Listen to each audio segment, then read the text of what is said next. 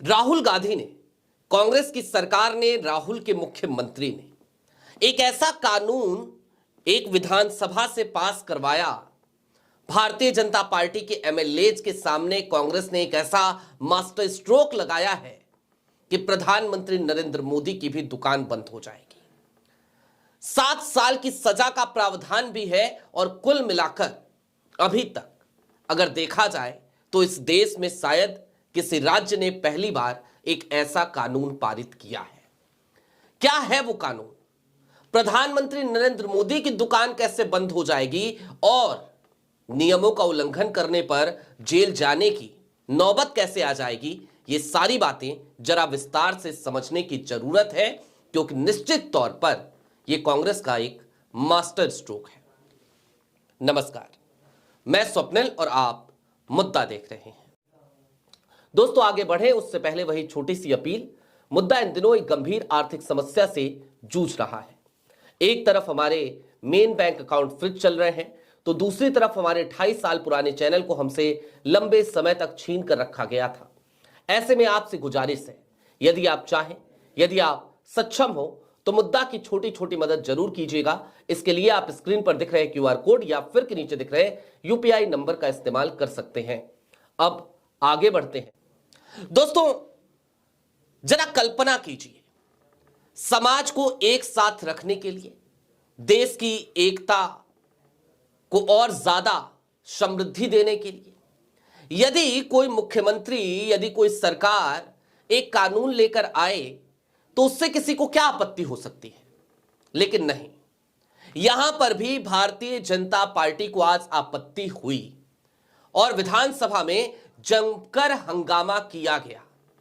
क्या था वो कानून? सबसे पहले आपकी स्क्रीन पर एक हेडलाइन है, इस हेडलाइन को जरा गौर से देखिएगा। नव भारत टाइम्स की हेडलाइन आपको बताती है 7 साल जेल और 1 लाख रुपए तक जुर्माना, बीजेपी के भारी विरोध के बावजूद हेट स्पीच बिल पास। कहां हुआ? कर्नाटक की विधानसभा में। और क्यों इससे हंगामा मचा, क्यों दिक्कत हुई, दुकान क्यों नहीं चल पाएगी, इसका डर लगा, तो जरा हमें थोड़ा सा पीछे झांकना पड़ेगा और बहुत ज्यादा आपको पीछे लेकर नहीं जाऊंगा। 2024 के कुछ रिपोर्ट्स में आपको दिखाना चाहता हूं। सबसे पहले आपकी स्क्रीन पर इंडियन एक्सप्रेस की एक हेडलाइन है, PM Modi made Islamophobic remarks in 110 campaign speeches. Human rights watch की यह रिपोर्ट आई थी और उसने यह बताया था कि प्रधानमंत्री नरेंद्र मोदी ने 2024 के चुनाव के दरमियान 110 कैंपेन्स में इस्लामोफोबिक स्पीच दिए, यानी कि इस देश की मेजोरिटी को डराने की कोशिश करी। और किससे डराने की कोशिश करी? माइनॉरिटीज से। याद होगा आपको, भैंसे छीन ले जाएंगे, मटन, मछली, मंगलसूत्र, ना जाने क्या क्या। प्रधानमंत्री नरेंद्र मोदी की जबान पर यही सारी बातें हुआ करती थी। हालांकि झारखंड के चुनाव की भी अभी आपको याद दिलाऊंगा, योगी आदित्यनाथ की भी बात करेंगे, लेकिन कुछ चीजें और। Hate speech fuelled Modi's election campaign. इसके अलावा CNN वर्ल्ड की रिपोर्ट है आपके सामने, world's most populous nation saw stretching rise in hate speech last year, report says. तमाम अंतरराष्ट्रीय रिपोर्ट्स में इस बात का जिक्र किया गया कि भारत में प्रधानमंत्री नरेंद्र मोदी, उनकी सरकार, उन्होंने लगातार, और उनकी पार्टी यानी कि भारतीय जनता पार्टी, उन्होंने लगातार ऐसे भाषण दिए जो सिर्फ और सिर्फ नफरत फैला रहे थे। और स्ट्रेटजी क्या होती है भारतीय जनता पार्टी की? अंग्रेजों की स्ट्रेटजी थी ना, डिवाइड एंड रूल, फूट डालो राज करो। तो उसी तरीके से तो भारतीय जनता पार्टी की भी सरकारें चलती हैं। यही तो दुकान है और इनकी दुकान में दिखाने को यही तो एक माल है, नफरत।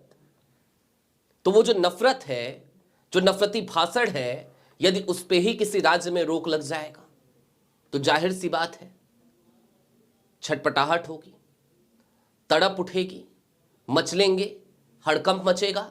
विधानसभा के भीतर यही सब हुआ। अब क्या है ये कानून, जरा इसको भी विस्तार से समझिए।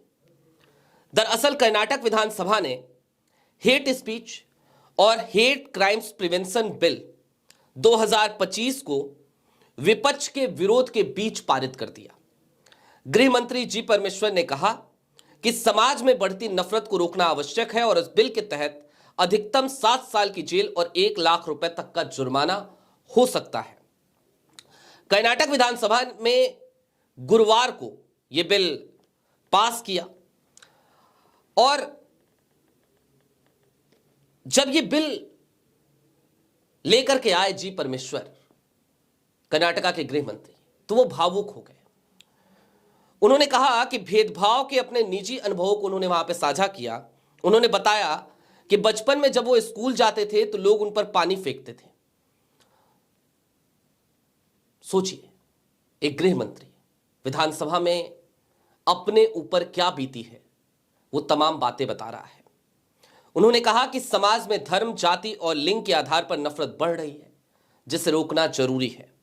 मंत्री ने जोर दिया कि डॉक्टर अंबेडकर के संविधान को पूरी तरह लागू करना ही सच्ची समानता होगी, क्योंकि बसवन्ना शिक्षाओं के सदियों के बाद भी भेदभाव जारी है।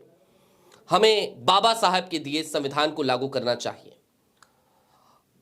बिल की मुख्य विशेषताएं बताते हुए परमेश्वर ने कहा कि यह कानून भाषणों, किताबों या इलेक्ट्रॉनिक मीडिया के जरिए घृणा फैलाने वाले व्यक्तियों या संगठनों को नियंत्रित करेगा। यह पुरानी प्रकाशित सामग्री पर भी लागू होगा। यह सबसे बड़ा सरदर्द है इन लोगों का। उन्होंने बताया कि इस कानून के तहत अधिकतम 7 साल की कैद और 50,000 रुपए से लेकर 1 लाख रुपए तक जुर्माना हो सकता है। अब यह तो कर्नाटक सरकार का पक्ष है कि भाई हम एक कानून लेकर आए हैं, आप नफरती भाषण देंगे तो जाहिर सी बात है कि आपके ऊपर कुल मिलाकर के एक एक्शन लिया जाएगा, आपको सजा होगी। लेकिन भारतीय जनता पार्टी का क्या पक्ष है, वो बड़ा अनोखा है। पूरे दिन अभिव्यक्ति की आजादी को रौंदने वाले लोग, इस देश की मेन स्ट्रीम मीडिया को आज की तारीख में गुलाम बनने पर मजबूर कर देने वाले लोग, पीएमओ में कोई व्यक्ति बैठकर पूरी मेन स्ट्रीम मीडिया चला रहा है, उसके बावजूद ये लोग क्या कहते हैं, क्या तर्क देते हैं, अब वो जानिए और आपको हंसी आएगी, आप माथा पीटेंगे। इन्होंने कहा, विपक्ष के नेता है वहां पर आर अशोक, उन्होंने कहा यह अभिव्यक्ति की स्वतंत्रता पर हमला है। विपक्ष के नेता आर अशोक ने विधेयक का विरोध करते हुए इसे अभिव्यक्ति की स्वतंत्रता पर हमला बताया। उन्होंने स्वतंत्रता के 75 वर्ष बाद भी ऐसे कानून की आवश्यकता पर सवाल उठाया और आरोप लगाया कि इसका दुरुपयोग व्यक्तियों को निशाना बनाने के लिए किया जा सकता है। अशोक ने दावा किया कि इसमें जमानत का कोई प्रावधान नहीं है और चेतावनी दी कि इस कानून के तहत पत्रकारों को भी जेल भेजा जा सकता है। आर अशोक साहब, आपको पत्रकारों की चिंता है, यह सुनकर अच्छा लगा। लेकिन आज की तारीख में आप ही की पार्टी की सरकार है ना केंद्र में, 2014 से पत्रकारिता बची है क्या? तो फिर आप पत्रकारों की चिंता कर ही क्यों रहे हैं? मत कीजिए, आप अपनी चिंता कीजिए। और यह बात हमें भी समझ में आती है कि आपके पेट में जो दर्द उठ रहा है, जो मरोड़ उठ रहा है, उसके पीछे सबसे बड़ा कारण यह है कि चाहे वो आप हो या फिर कि आपके तमाम बड़े लीडरान या फिर कि स्वयंभू विश्व गुरु।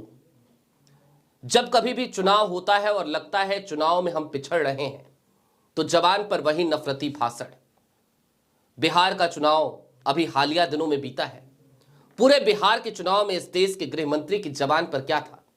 एक ही शब्द, घुसपैठिया। असम में चुनाव आने वाले हैं। हेमंता बिस्वा शर्मा आज की तारीख में किस तरीके के नफरती भाषण दे रहे हैं या किस तरीके के नफरती बयान दे रहे हैं? असम भारतीय जनता पार्टी आज की तारीख में किस तरीके के वीडियो जारी कर रही है अपने ऑफिशियल ट्विटर हैंडल्स से? वो तमाम चीजें देखने के बाद अगर उन्हें आप कहते हैं कि यह व्यक्ति की स्वतंत्रता है, व्यक्ति की आजादी की श्रेणी में आता है, आर्टिकल 19 के तहत इसे छोड़ दिया जाना चाहिए, तो मेरी समझ में नहीं आता। जबकि दूसरी तरफ फैक्ट्स के आधार पर अगर कोई व्यक्ति आपकी सरकार की खामियां बताए या फिर कि आपके स्वयंभू विश्व गुरु के परम मित्र के बारे में कोई आर्टिकल लिखे, कोई खबर चलाए, तो वहां पर क्या करते हैं? आप नोटिस भेजते हैं और उस सामग्री को हटवा देते हैं। तब कहां जाती है व्यक्ति की आजादी, तब कहां जाती है पत्रकारिता की चिंता। चलते चलते दोस्तों इस बात को समझिए कि आज की तारीख में निश्चित तौर पर कांग्रेस का ये एक मास्टर स्ट्रोक है, इसे इसी नजरिए से देखा जाना चाहिए।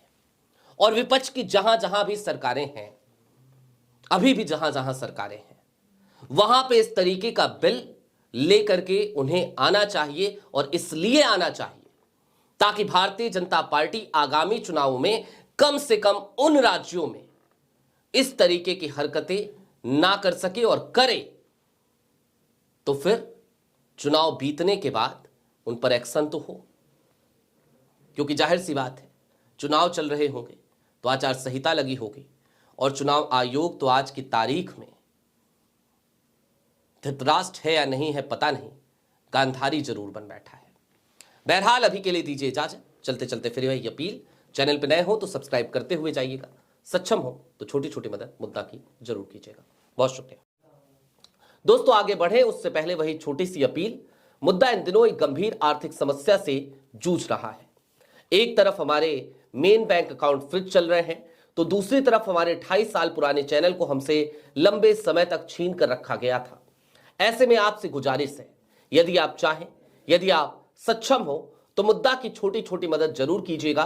इसके लिए आप स्क्रीन पर दिख रहे QR कोड या फिर के नीचे दिख रहे UPI नंबर का इस्तेमाल कर सकते हैं।